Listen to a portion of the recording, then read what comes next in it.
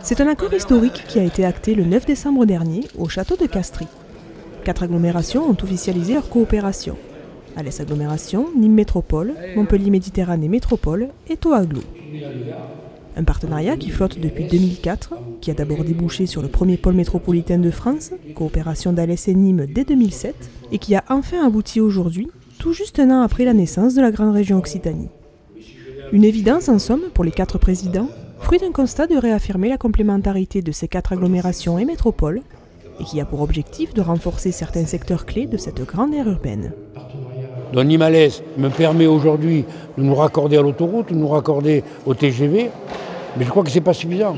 Il faut exister. Alors en y allant tous les 4, je crois qu'avec cette co-construction, nous pourrons dire à la présidente de la région, voilà ce que nous pensons nous. Soit on nous écoutera, soit on ne nous écoutera pas.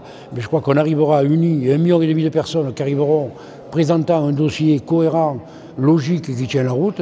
Je pense que ça nous permettra d'être entendus et d'aller beaucoup plus vite. Ce n'est pas de créer une couche supplémentaire au millefeuille, ce n'est pas de créer une structure lourde à gérer, c'est de se parler, d'avoir un lieu de rencontre, de travail en commun et de pouvoir se contacter par téléphone du jour au lendemain dès qu'on est confronté à une problématique qui pourrait éventuellement être rencontrée par une autre intercommunalité voisine, comme nous avons vu ce matin, comme nous avions beaucoup de problèmes en commun. C'est une entente historique, ça ne s'est jamais fait, et je crois que c'est pour le bien de tout le monde, des territoires et des hommes et des femmes qui le fréquentent. Ici, la région géopolitiquement est un peu différente. Il y a Montpellier, mais il y a d'autres grandes villes à côté.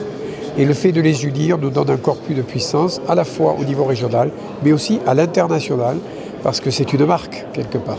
Et le fait de montrer aux citoyens que nous sommes capables de nous entendre, malgré nos différences politiques, qui sont claires, qui sont certaines, eh bien c'est, je dirais, une bonne voie que nous sommes en train de tracer ensemble. Il y a une vieille loi depuis l'aube de l'humanité, c'est qu'on est toujours plus fort à 4 que tout seul.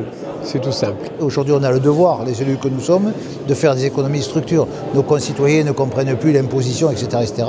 Donc c'est cette volonté-là de se dire, voilà, qu'est-ce qu'on peut mettre en commun? Qu'est-ce que des fois on peut mettre les uns et les autres dans notre poche pour que le voisin puisse l'avoir aussi? Comment on peut travailler ensemble? Donc on y est tous gagnants-gagnants. Et on a cette volonté de ne pas créer une structure architecturalement compliquée, ça dépenserait des sous pour rien. On est 4, on travaille ensemble et ça roule. On s'entend, on se téléphone et on avance sur les dossiers et nos équipes travaillent ensemble. La santé, le tourisme, le design, l'enseignement supérieur ou encore la mobilité seront autant de thèmes développés pour favoriser une meilleure organisation de notre territoire.